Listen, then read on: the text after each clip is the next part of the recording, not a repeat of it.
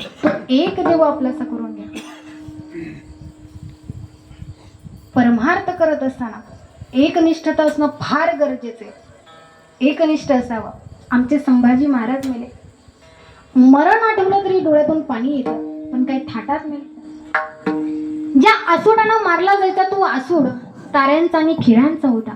एक झटका मारला की 4-5 मांसाचे तुकडे बाजूला टाकायचे. झालेल्या जखमेला त्रास व्हावा म्हणून मिठाची चोळून त्यांच्या अंगावर केली जायची. आता जीव जाणार होता.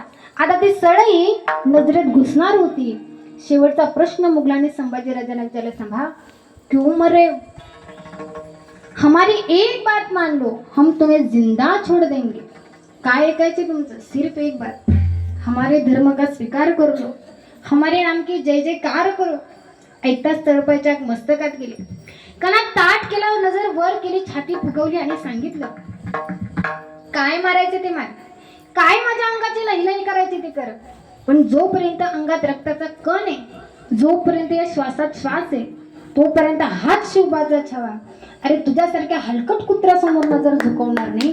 मेले तरी पिहत्तर, पण हा धर्म कधी सोडणार नाही. याला निष्ठा नाही.